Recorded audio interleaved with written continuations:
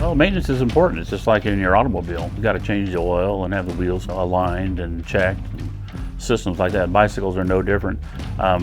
They're probably more susceptible because everything's on the outside. There isn't anything covering them up.